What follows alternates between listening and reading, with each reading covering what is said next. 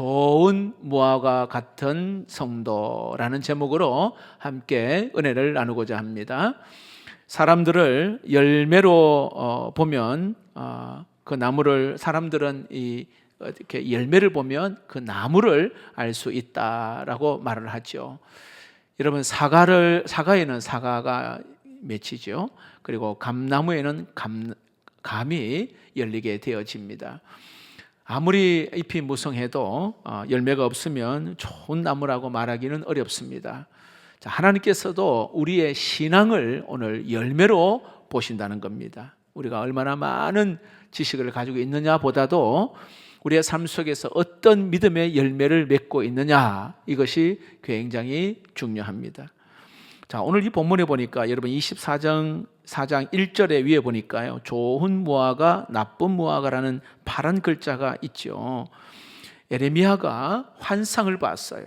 두 광주리에 무화과가 이렇게 환상해 보입니다. 자, 한쪽 무화과는 광주리에는 아주 탐스럽고 잘 익은 그러한 무화과가 담겨 있고, 또 한쪽에는 한 광주리에는요, 아주 여기에 나빠서 먹을 수조차 없는 그러한 무화과가 담겨 있는 환상을 봅니다. 자, 하나님께서 오늘 에레미야에게 이 두 광주를 보여주신 것은 그 당시에 유대 백성의 영적 상태를 잘 말씀해 주고 있는 내용입니다. 이 무화과는요, 이스라엘 백성들에게 있어서는 아주 매우 친숙한 그러한 과일 중에 하나입니다. 예를 들어 우리나라 사과, 배, 감 같은 흔한 것처럼 이스라엘에는 집집마다 무화과 나무를 심었단 말이죠. 성경에도 이게 무화과에 관련된 그러한 기록들이 종종 나옵니다. 여러분, 아담과 하와가 에덴 동산에 범죄한 이후에 어떻게 해요? 부끄러움을 무화과 나무 잎으로 가렸다 했잖아요. 그리고 예수님께서는 열매 맺지 않는 무화과 나무에 대한 그 저주하는 내용이 또 나와요. 그리고 또 성경에 보니까요, 마지막 이 종말 때에는 그 설명하시면서 무화과 나무의 비유를 들어서 말씀하시기도 했습니다.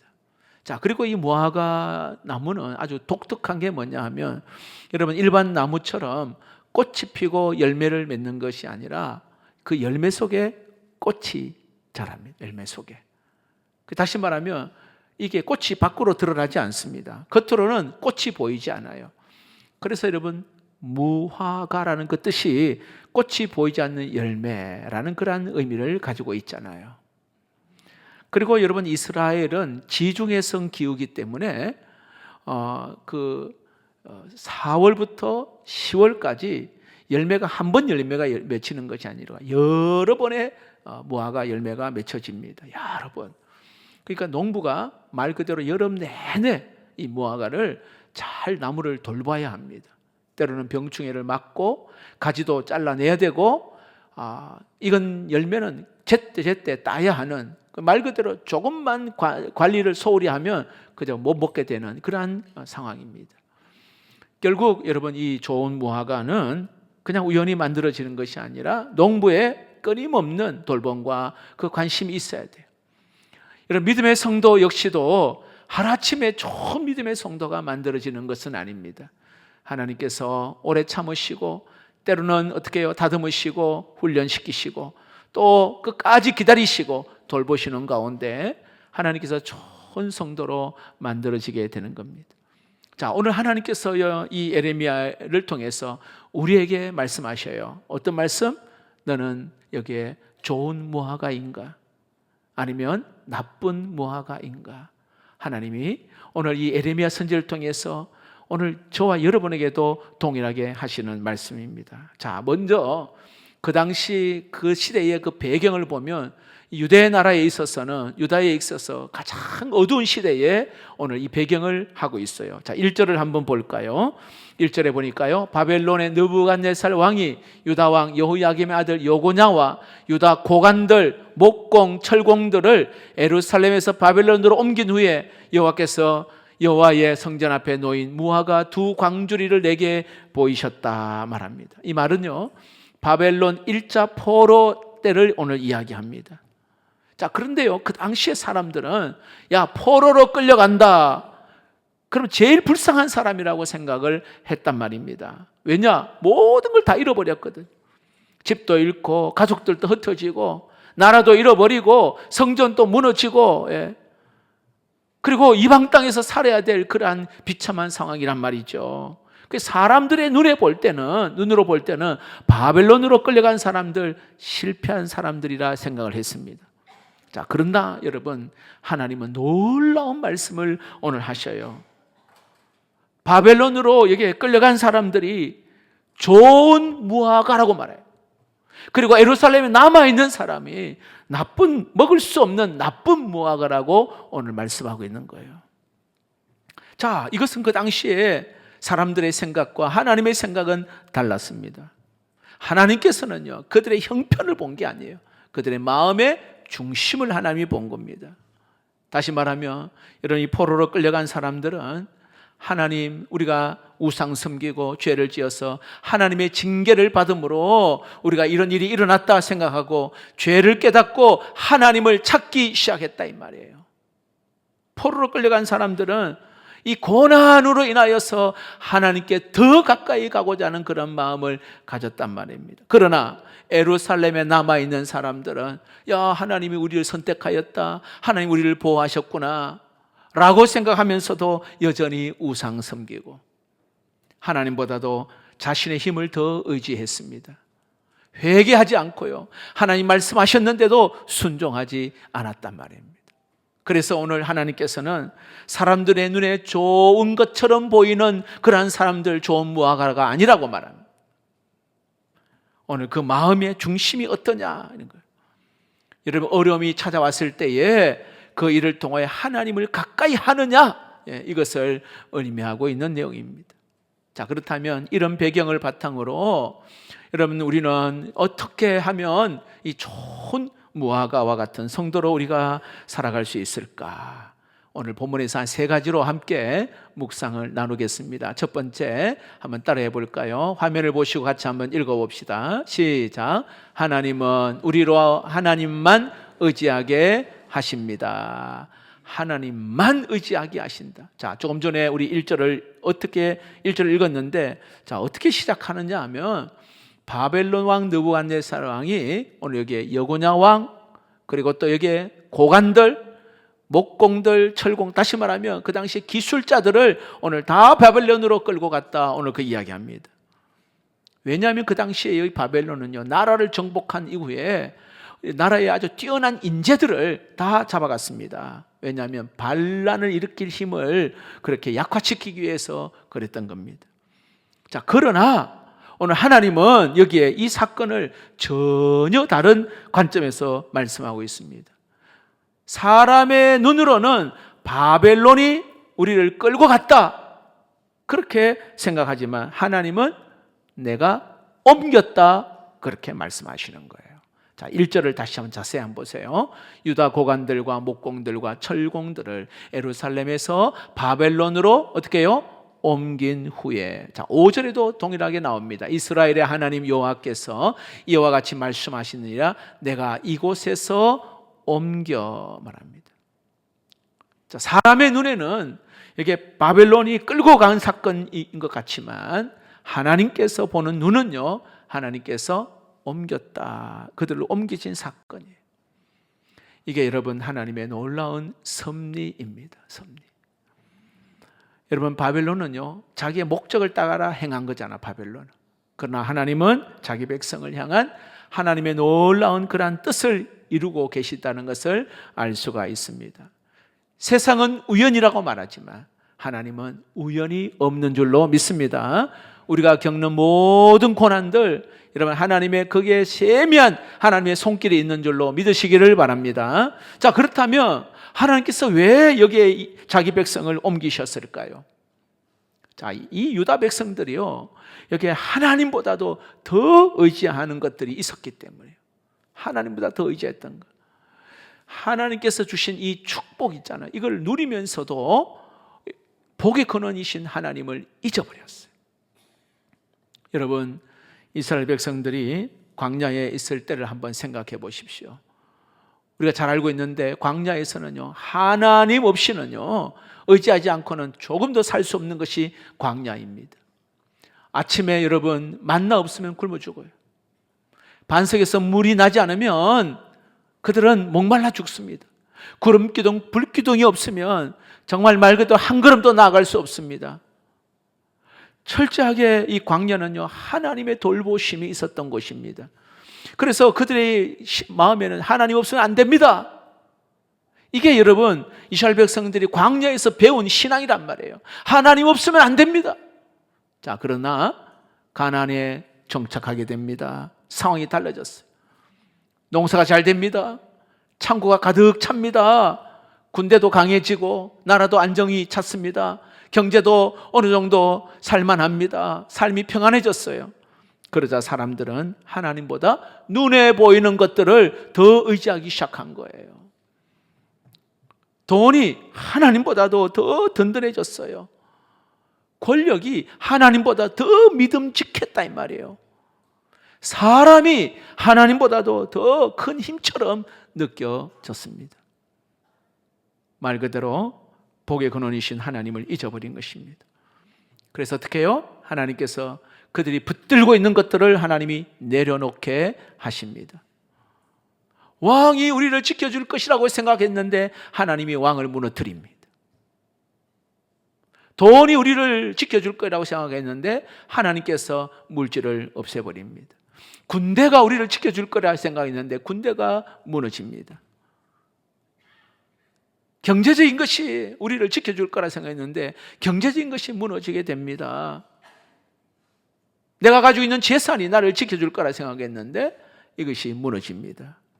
심지어 여러분이 그렇게 자랑스럽게 생각했던 성전이 우리를 지켜줄 거라 생각했는데 성전이 무너졌어요. 얼마나 여러분 비참하고 힘듭니까? 그러나 하나님께서는요, 그들을 무너뜨린 이유가 뭐예요? 미워서 그런 게 아니에요. 어떻게 해요?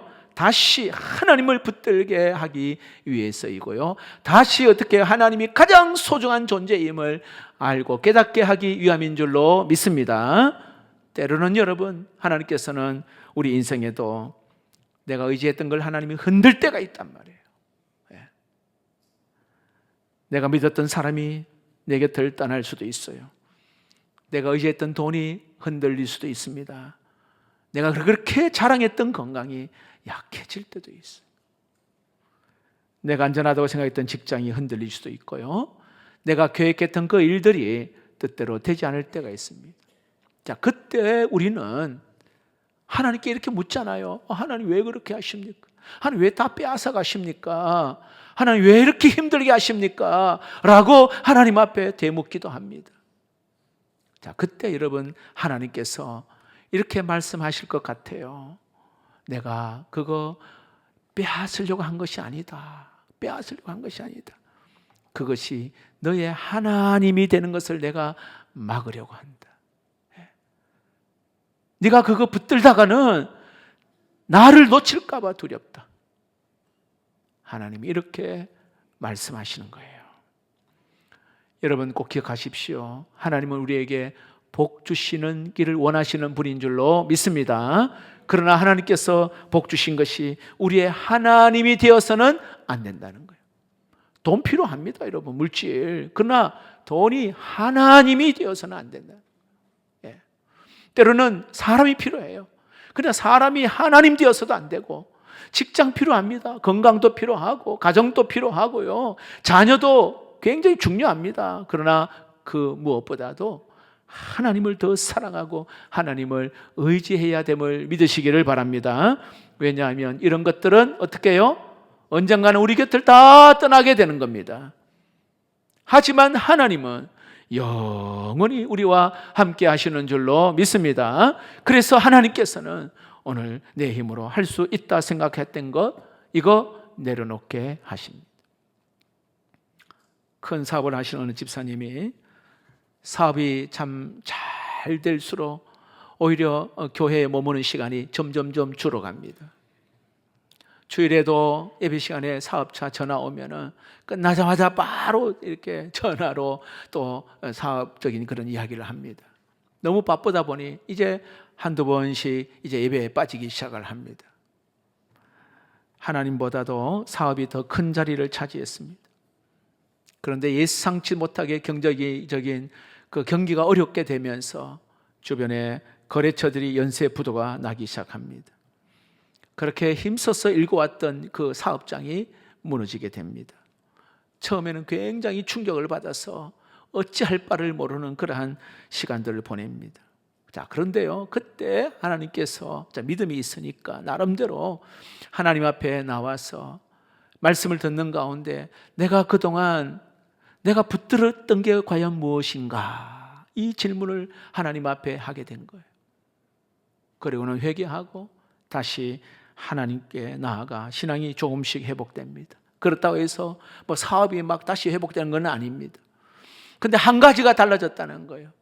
내가 의지했던 대상이 달라졌다는 거예요. 의지했던 대상이. 예전에는 사업이 잘 되어야 마음이 평안했습니다. 그러나 지금은 사업이 어려워도 하나님을 붙들 수 있게 되었다는 겁니다. 예전에는요, 사업이 자신의 미래를 책임져 줄 거라고 생각했습니다. 그러나 이제는 하나님만이 자신의 미래를 책임져 주신다는 것을 확실하게 알게 되었다는 겁니다. 자, 그 이후 새벽 기도하는 생활을 하게 되었어요. 주변의 사람들을 돌아보기 시작했습니다.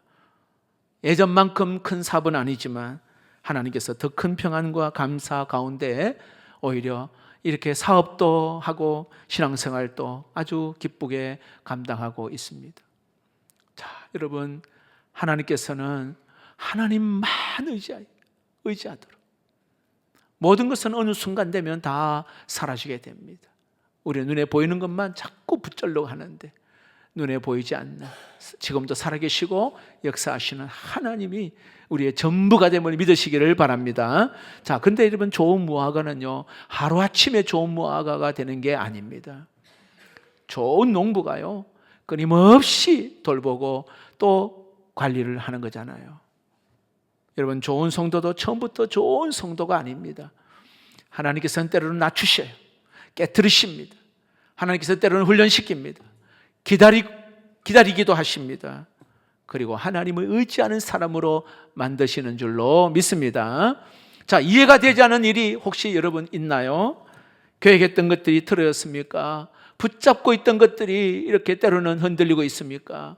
여러분, 절대로 낙심하지 않기를 축복합니다. 지금 하나님께서 좋은 무화과와 같은 그러한 성도로 하나님 빚고 계심을 믿으시기를 축복합니다. 그러므로 어떤 상황에도 하나님을 놓치지 말고 하나님을 절대로 신뢰하고 하나님을 붙잡을 수 있기를 주의 이름으로 축복합니다. 그럴 때 하나님의 손길을 끝까지 여러분 신뢰하는 사람이 하나님 보시기에 좋은 그러한 무화과와 같은 성도의 모습입니다. 또한 이게 두 번째로 하나님께서 우리를 어떻게 좋은 무화과와 같은 성도로 하나님 만들어 가실까? 두 번째입니다. 읽어봅시다. 시작. 하나님은 우리를 세밀하게 돌보십니다. 자, 5절 말씀을 눈여겨보십시오. 이스라엘 하나님 여호와께서 이와 같이 말씀하시느니라. 내가 그곳에서 옮겨 갈대아인의 땅에 이르게 한 유다 포로를 이 좋은 무화과와 같이 어떻게 해요? 잘 돌볼 것이라. 이 말씀은요, 당시 포로로 끌려간 이스라엘 백성들에게는요, 상상할 수 없는 그러한 말씀입니다. 왜냐? 포로가 되었다는 것은 다 잃은 거잖아요. 집도 잃고 가족들도 다 흩어지고 말 그대로 나라도 잃어버린, 왕도 잃어버리는 그런 상황. 사람 보기에는 이제 끝났다, 이런 상황입니다. 그러나 하나님은 오늘 그들을 향하여서 말씀합니다. 내가 너희를 잘 돌볼 것이라. 내가 너희를 잘 돌볼 것이다. 여러분, 여기 잘 돌본다는 것은요, 직접 하나님이 개입하셔서 오늘 그들을 세밀하게 살피고 끝까지 책임지신다는 겁니다. 자, 보세요. 세상은 포로를 실패자라 생각했어요. 그러나 하나님은 어떻게 해요? 내가 돌보는 사람으로 보십니다. 내가 돌보는 사람. 이것이 여러분, 사람의 시선과 하나님의 시선이 다른 겁니다. 우리는 지금의 형편을 보잖아요. 지금의 형편. 그러나 하나님은 앞으로 이루어질 계획을 보는 줄로 믿습니다. 우리는 지금의 눈물, 흐르는 눈물을 봐요. 그렇잖아요. 현재 눈물. 그러나 그 눈물 뒤에 우리 하나님은 눈물 뒤에 때로는 준비하신 회복을 하나님이 보고 계셔요. 우리는 때로는 문이 닫힌 게 보여요. 딱 막혔어요. 그러나 하나님은 새로운 문을 여러분 준비하고 계심을 믿으시기를 바랍니다. 바벨론으로 여러분 그들이 옮겨진 거 결코 우연이 아닙니다. 그곳에서도 하나님은 여전히 한순간도 자기 백성을 놓치지 않고 버리지 않고 붙들고 계셨어요. 자, 여러분 잘 아는 사건이죠. 다니엘이 포로로 끌려가서 이방 왕들에게 하나님이 살아계심을 그들에게 나타냈습니다. 다니엘의 세 친구 사드락과 메삭과 아벳느고가 여러분 이 풀무불 가운데서 하나님이 건지신 사건도 보았습니다. 에스더 여러분 왕비로 하나님이 세우셔서 자기 나라를 구원하였습니다. 때로는 에스라는요 하나님 말씀을 선포하여 회복시켰습니다. 느헤미야는 어떻게 해요? 하나님께서 무너진 성벽을 다시 재건하게 했습니다. 오늘 에레미야는 예언한 대로 70년 만에 고레스 왕이 이스라엘 백성들을 다시 예루살렘으로 돌아가게 하셨습니다. 처음에는 포로였지만 어떻게 해요? 마지막에는 회복이 기다리고 있어요. 이처럼 여러분 하나님께서는 징계하는 때에도 목적이 있습니다. 그 목적은 심판이 아니라 회복입니다. 파괴가 아니라 새로운 세우심입니다. 여러분 성경을 보면 하나님께서는 언제나 농부의 마음으로 자기 백성을 대하셨는데 아마 농사를 지어보신 분 아시겠지만 열매를 굉장히 귀하게 보잖아요. 자, 병든 거 가지 잘라내고 벌레 잡고 거름도 주고 뜨거운 햇빛 아래서 굉장히 잘 돌봅니다. 그 과정 쉽지 않아요. 그러나 여러분 이 모든 과정은 더 좋은 열매를 얻기 위함입니다. 자, 우리의 삶에도요 도무지 이해가 되지 않은 일들이 일어납니다. 갑자기 병이 찾아와요. 갑자기 이별이 일어나고 때로는 사업이 어렵기도 하고 아니 이거는 상처받을 일도 아닌데 막 상처받기도 하고 기도를 했는데 응답은 왜 이렇게 더딘지 답답하고 막막하기도 합니다. 그러나 여러분 그 시간은 하나님의 좋은 무화과 같은 성도로 빚어가는 시간임을 꼭 믿으시기를 축복합니다. 얼마 전에 어느 성도의 간증을 우리 방송에서 듣게 되었습니다. 이분은 평생 다니던 그 직장이 갑자기 이제 그만두게 되었습니다. 처음에는 말 그대로 세상이 무너지는 것 같았고 생활 리듬이 깨어졌고 가장으로서 가족들을 생각하니 너무 미안하기도 하고 자, 그러나 그는 믿음을 가졌기 때문에 여러분 세상 사람들은 어려움 생기면 어떻게 해요? 술 먹고 다른 방법으로 풀잖아요. 근데 여러분 예수 그리스도를 만난 자는 어떻게 해요? 하나님께로 갈 수밖에 없어요. 하나님 앞에 나아가서 곰곰이 이 일어난 사건들을 돌아보게 된 거예요. 가만히 생각해 보니 그동안 바쁘다고 하는 이유 때문에 성경도 제대로 보지를 못했고 새벽 기도는요 아예 생각도 하지 못해. 빠지는 거는 아예 참석한다는 거는 왜냐하면 하루 종일 일하고 그 다음 새벽에 가는 거는 굉장히 힘든 일이었어요. 그러나 이러한 시간을 통하여 그가 새벽에 기도하는 사람이 되었어요. 무엇보다도 저녁에 가족들과 함께 예배하기 시작을 했어요. 하나님께서 또 다른 직장으로 또 하나님께서 준비해 놓으셨어요. 자, 이 성도님이 고백하는 게 뭐냐 하면 직장을 잃은 것이 나에게 있어서 큰 불행이라고 알았단 말이에요. 직장 잃은 것이. 근데 하나님은 그 시간을 통하여 내 믿음을 다시 세워나가게 하셨다라고 고백합니다. 자, 보세요. 우리는 현재를 봅니다. 그러나 하나님은 미래를 보시는 줄로 믿습니다. 자, 우리는 사건을 봐요. 그러나 하나님은 우리의 영혼을 보시는 거예요. 영혼.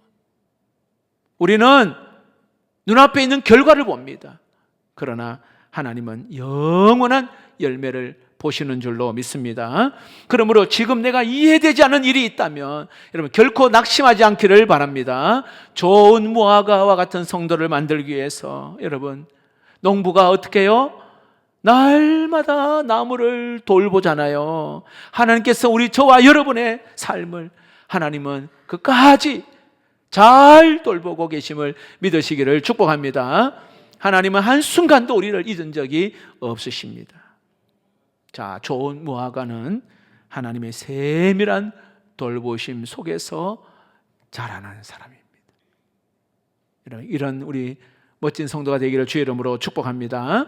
자, 마지막으로 하나님께서 우리를 어떻게 좋은 무화과와 같은 그러한 성도로 만들어 가실까요? 세 번째 읽어봅시다. 시작. 하나님은 우리를 하나님께 가까이 돌아오게 하십니다. 자, 7절 말씀이 오늘 본문의 핵심입니다. 같이 읽어봅시다. 시작. 내가 여호와인 줄 아는 마음을 그들에게 주어서 그들이 전심으로 내게 돌아오게 하리니 그들은 내 백성이 되겠고 나는 그들의 하나님이 되리라. 자, 여기에요. 하나님께서 포로 생활을 허락하신 중요한 목적이 오늘 여기에 있어요. 단순히 그 죄를 징계하기 위한 게 아니라 하나님께로 돌아오게 하기 위함이라 이렇게 말합니다. 여기 돌아오라는 것은요, 방향을 바꾸라는 이런 뜻이잖아요. 세상에서 하나님으로, 죄에서 하나님으로, 자기 중심에서 하나님으로 방향을 바꾸라 이거예요. 자, 근데 여러분 놀라운 것은 하나님께서 이렇게 말씀하셔요. 7절을 다시 한번 보시면은 내가 여호와인 줄 아는 마음을 그들에게 주어서 그들이 전심으로 내게 돌아오게 하리니 이렇게 말합니다. 내가 여호와인 줄 아는 마음을 그들에게 주겠다 이렇게 말해요. 다른 말로 표현하면 먼저 은혜를 주셔서 그 은혜를 통하여서 하나님께 돌아오게 하겠다, 오늘 그 이야기예요. 자, 보세요. 오늘 그 당시의 유다 백성들은 우리처럼 예배도 드려요. 성전에서 제사도 드리고 절기도 드리고. 근데 겉모습은 그런데 신앙생활 하는 것처럼 보였어요. 그러나 마음은 하나님께로부터 멀어져 있었어요. 마음. 충분히 그럴 수 있잖아. 오늘 여기에 예배는 다 드리지만 마음은 하나님과 멀어져 있는. 입술은 하나님을 찬양할 수 있습니다. 그러나 삶은 세상을 따라가는 것과 같은 거죠.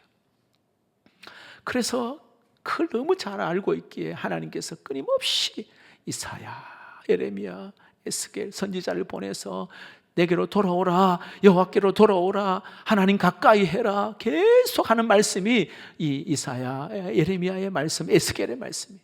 내가 너를 기다리고 있다는 거예요. 여러분, 하나님의 심판보다 더 큰 음성이에요. 하나님의 초청인 줄로 믿으시길 바랍니다. 하나님의 초청. 하나님 가까이 오라. 우리 교회에서 계속 말씀하잖아요. 기도로 승부하십시오. 믿음으로 돌파하십시오. 말씀의 능력을 경험하십시오. 계속 하나님께서 또 때로는 주의 종을 통해 말씀을 통해 말씀하잖아요. 중요한 것은 우리의 마음의 거리예요. 마음의 거리.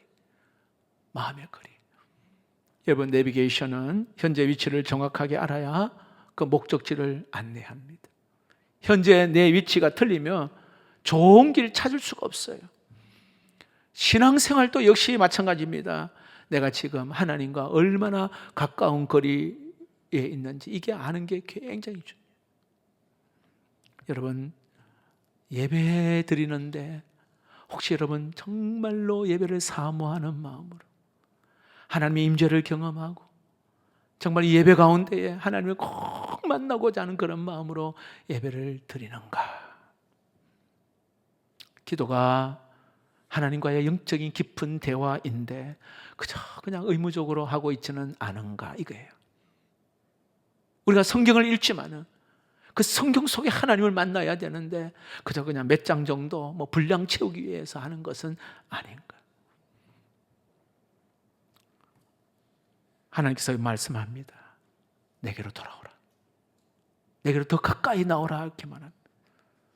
그러면 여러분 보십시오. 만약에 이것을 딱 깨닫게 되고 이걸 진짜로 경험하게 되면 삶이 달라져요. 여러분 진짜 가정이 달라지고요. 내 주변의 상황이 달라지고 우리의 신앙이 달라지는 은혜. 무엇보다도 하나님 앞에서 정말로 기쁨으로 감사함으로, 감격함으로 신앙생활 하게 될 줄로 믿습니다. 오랫동안 신앙생활 했던 어느 한 권사님의 이야기인데요, 권사님은 진짜 말 그대로 수십 년 동안 예배에 빠지지 않고 열심히 봉사도 했어요. 자, 그러나 어느 날 말씀을 듣다가 진짜 성령께서 마음에 감동 주시고 눈물을 흘리는데, 목사님, 저는 교회는 다녔는데 하나님은 멀리하며 살았습니다. 이상하지 않나요? 교회는 안 빠지고 다녔는데 하나님과의 관계는 멀리 있다는 거예요.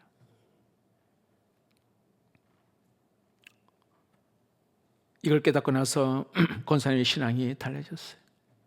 기도가 그저 의무가 아니라 진짜 하나님과 깊은 영적인 대화.